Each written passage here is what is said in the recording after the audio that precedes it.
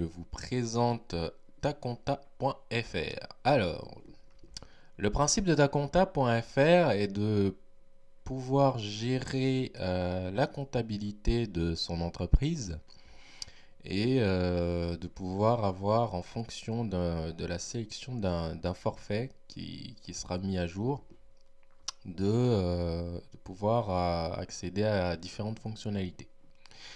Alors, de base, nous sommes sur la version première, donc c'est un prototype où on a mis quelques petites fonctionnalités pour pouvoir un peu voir de quoi il s'agit globalement. Donc, ici, on aura un service de tarification qui pourra être géré en admin derrière, donc avec un système d'abonnement. Donc il y a un système de paiement qui va être intégré. Alors, il faut savoir que sur la plateforme, on a trois types de rôles. On a des rôles pour les administrateurs qui vont gérer l'ajout de ces différents forfaits. On aura le rôle pour les personnes qui vont souscrire à ces forfaits-là. Et on aura le rôle pour les personnes qui souhaiteraient gérer, enfin, qui sont des sous-admins. Donc, grosso modo, c'est un petit peu ça. Il n'y a pas vraiment de style qui a été vraiment mis en place pour l'instant. Donc, là, par exemple, lorsqu'on clique sur Essayer maintenant, on passe sur la sélection d'un forfait, un récapitulatif, et on aura un achat avec un système d'abonnement avec Stripe qui sera intégré. Donc, grosso modo, sur l'espace client, on va avoir ça et on va avoir une page de connexion et une page pour pouvoir s'inscrire. Donc, ici, on a la page d'inscription et là, on a la page de connexion. Alors, je vais commencer par vous présenter l'interface admin. Donc, là, notamment, bien sûr, lorsqu'on crée le site, on a déjà une interface administration avec un premier administrateur qui est moi, bien sûr. Donc, je vais me connecter. Hop, comme ça. Voilà. Tac, tac, tac. Mot de passe. Voilà. Donc, je suis connecté. Alors là, je suis sur l'interface pour les clients, bien sûr. Alors, on aura une redirection sur la page admin directement. Mais voilà. Donc, j'ai l'option pour passer admin. Donc, j'ai mon interface admin qui me dit le nombre de clients qui sont inscrits sur mon site. Ici, le nombre de clients correspond bien à ceux qui souscrivent au forfait. Faut pas se tromper. On a le nombre d'entreprises, on a le revenu en fonction des forfaits qui ont été payés. On a un historique de tous les utilisateurs, on a un historique de tous les services, on a un historique également des différentes banques par exemple, parce que ici on n'a pas utilisé d'API pour pouvoir récupérer les banques. Voilà, donc on les a injectés directement en base de données et ici on a l'historique des entreprises qui seront créées par les utilisateurs. Donc ici par exemple on retrouve bien les trois forfaits qu'on avait au départ sur l'interface, donc vous pouvez les voir ici. Donc on a le pass free, le pass premium et le pass ultimate qui sont bien présents ici. Et depuis l'interface administration, je peux administrer un petit peu tout ça. Je peux dire quels sont les rôles qui seront requis pour pouvoir accéder à ces services-là. Par exemple, il faudra un rôle facturation qu'on verra tout à l'heure lors de l'inscription. Et là, par exemple, je peux définir la visibilité du forfait en ligne. Je peux définir si c'est le service phare, c'est-à-dire en ce moment, par exemple, là, notre service phare, c'est le pass premium. Je peux définir s'il est en cours, et je peux définir si c'est un type, parce qu'on peut avoir plusieurs types de services. Donc là, par exemple, c'est un abonnement. Donc là, lorsqu'on souscrit, c'est un abonnement à 7,99 par mois. Donc voilà, et c'est comme ça que je peux ajouter des services, définir les rôles qui seront requis pour pouvoir accéder à ces services-là.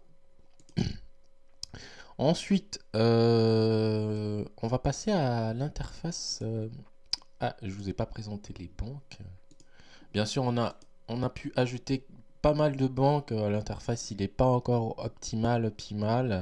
On aura des paginations, mais grosso modo, voilà, on a la possibilité d'ajouter des banques pour les utilisateurs. Mais c'est juste pour pouvoir inscrire, on verra tout à l'heure, des informations pour le client. Donc, je vais procéder à l'inscription.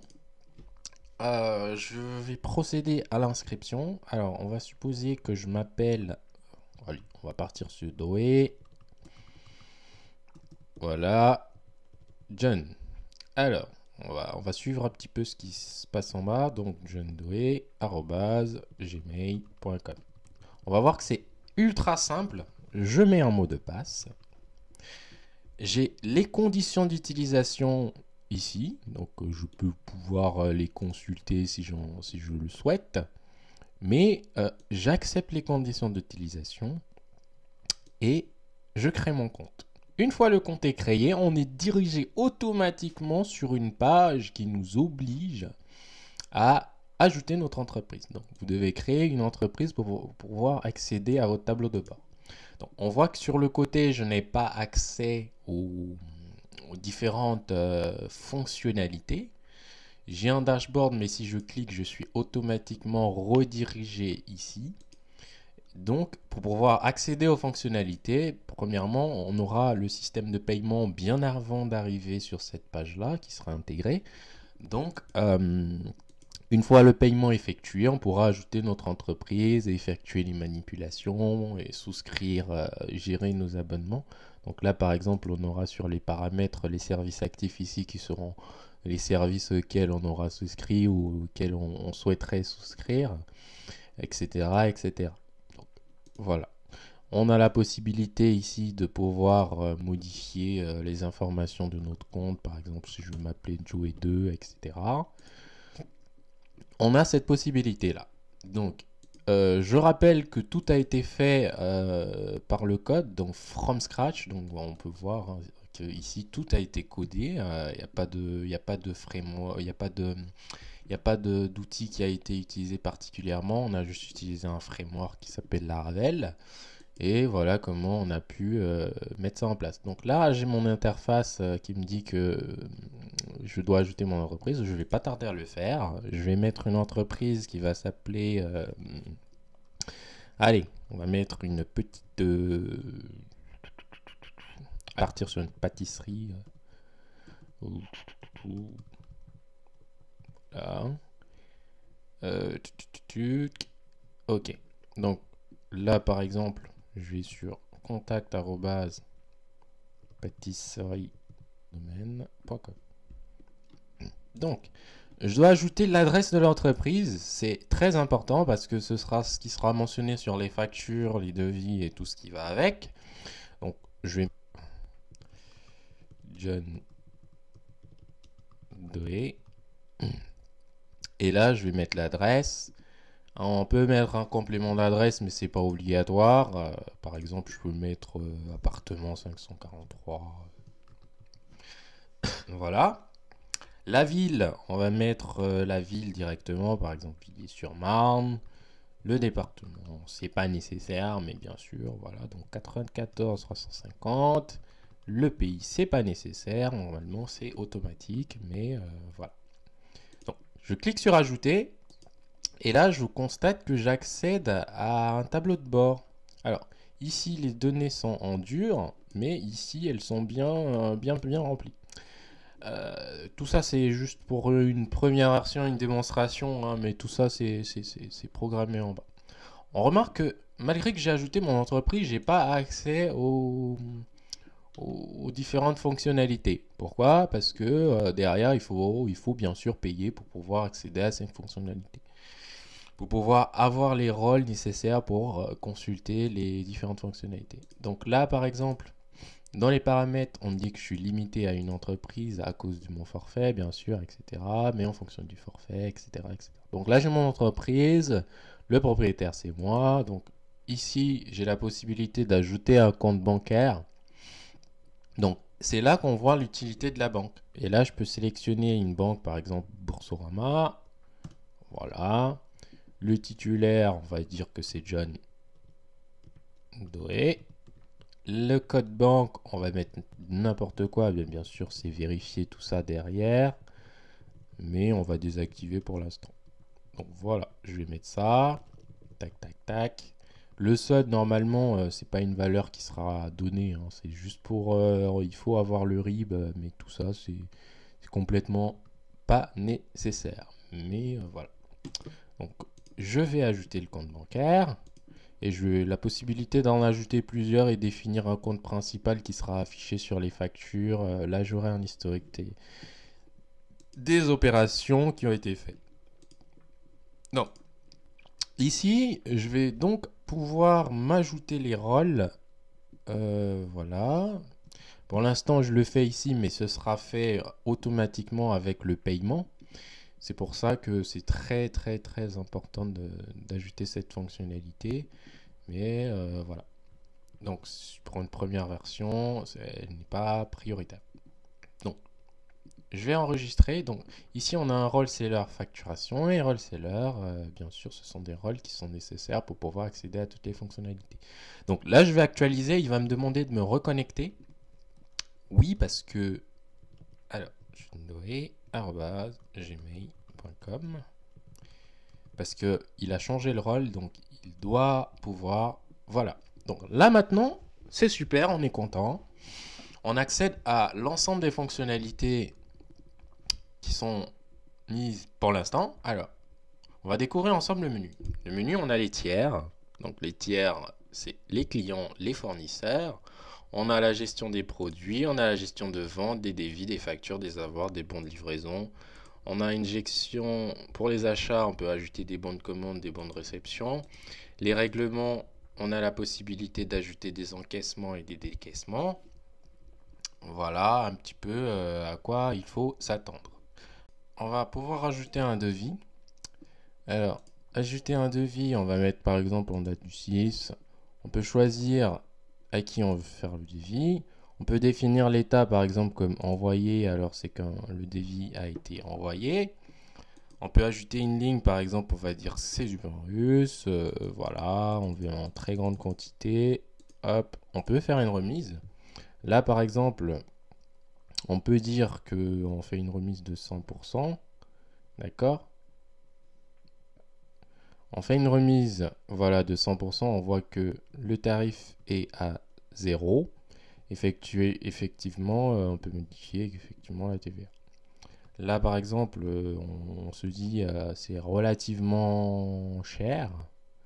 On peut effectuer des remises comme ça de 50% sur le tarif. D'accord.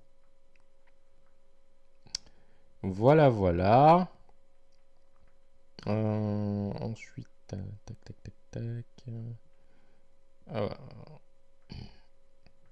On va ajouter par exemple une ligne avec un peu de pain français. Voilà, parce qu'on est gentil, on fait une petite remise de 20%. C'est pas obligatoire, mais on peut l'ajouter. Voilà. Donc je peux ajouter un deuxième devis, par exemple là, voilà, qui a été fait voilà, pour demain. Toujours routine, voilà. On dit que voilà, on va ajouter une ligne. Allez, un peu de pain américain parce qu'il a oublié. Pas de remise cette fois, voilà.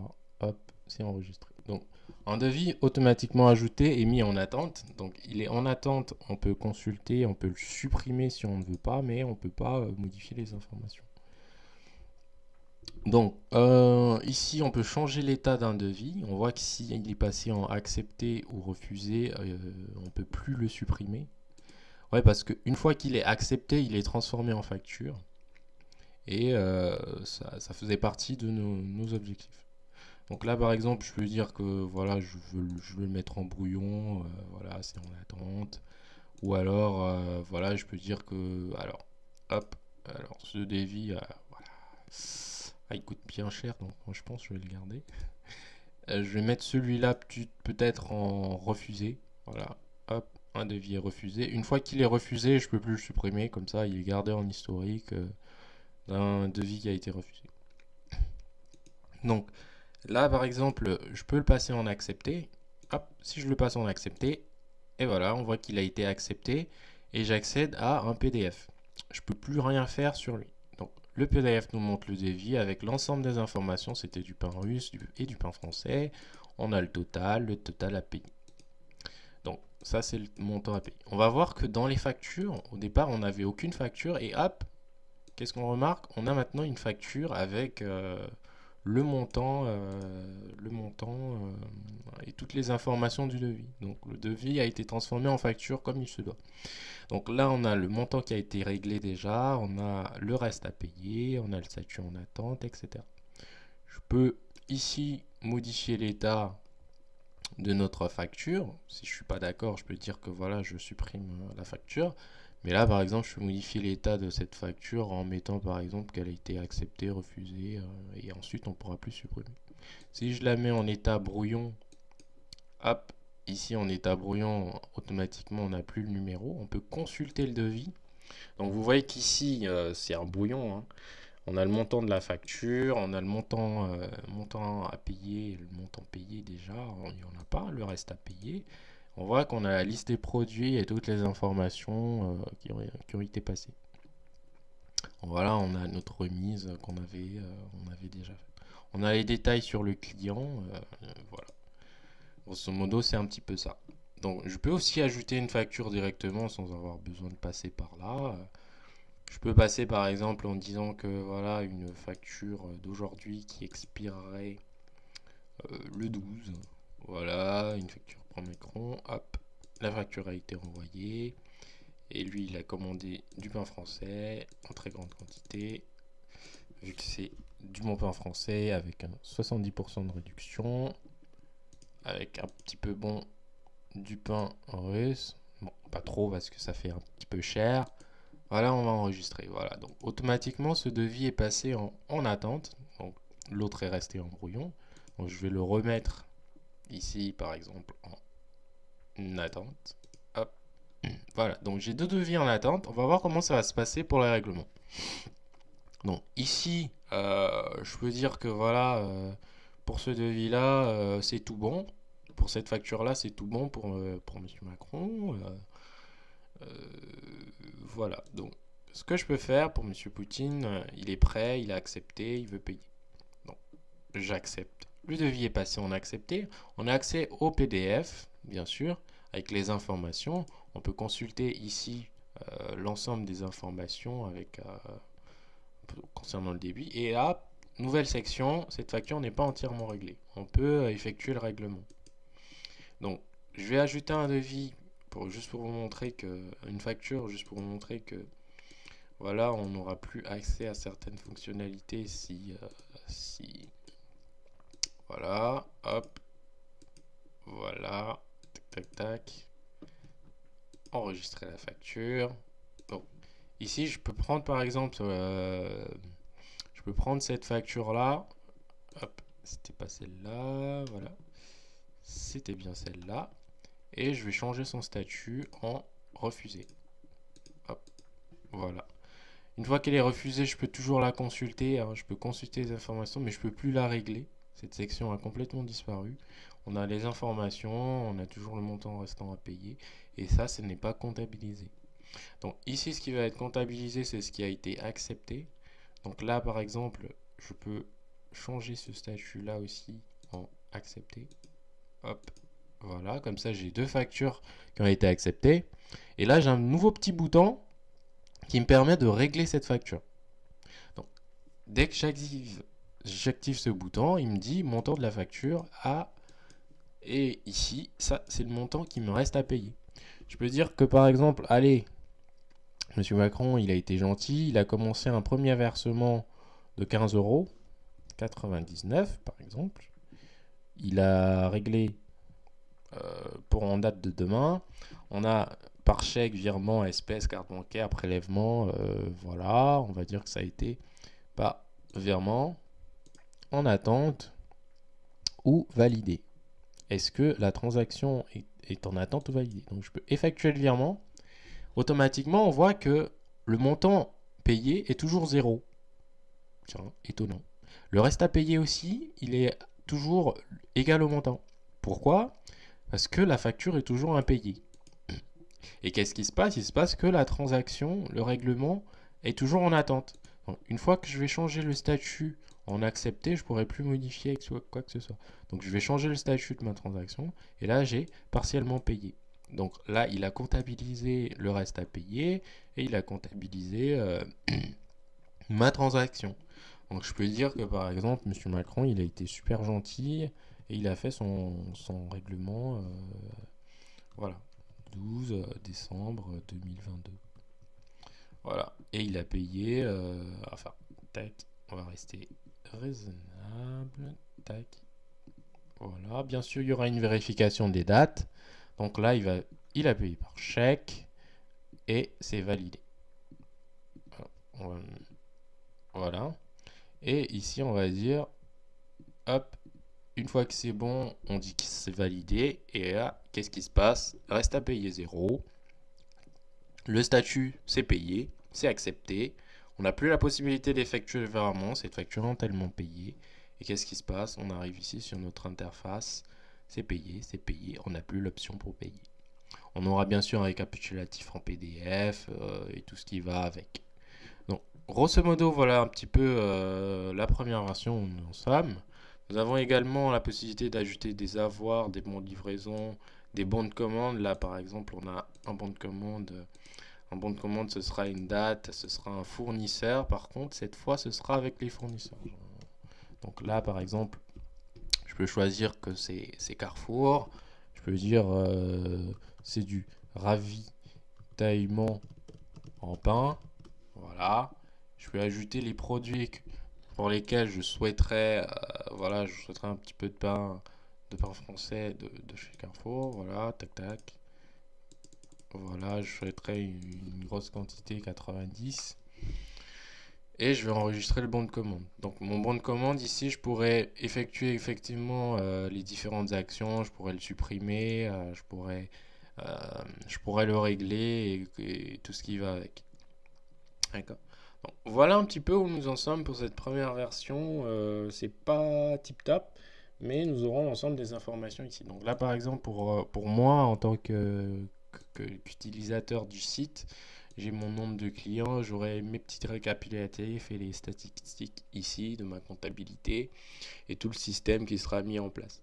Sur la page de nos tiers ici, on peut voir que voilà, par exemple pour Poutine, on a l'ensemble des factures qui ont été éditées, on a également l'ensemble des devis.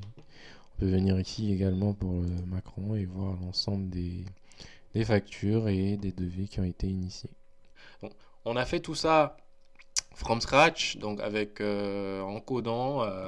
Ça prend un petit peu de temps, ça prend pas mal de temps d'ailleurs d'arriver à un tel résultat en si peu de temps. Ça prend du temps d'intégrer les fonctionnalités, mais je reste optimiste sur l'ensemble des fonctionnalités. Donc, grosso modo, on a vu un petit peu comment gérer le projet, l'ensemble des contraintes sur lesquelles on tombe facilement, et voilà comment petit à petit s'agrandit et voilà. Donc, on aura également un système de messagerie intégré pour communiquer directement avec les clients. On aura un système d'aide rapidement, une petite foire aux questions, etc. Et voilà. Donc, je vous remercie de votre attention et je vous dis à la prochaine pour un prochain projet ou pour la suite, la finalisation de ce projet.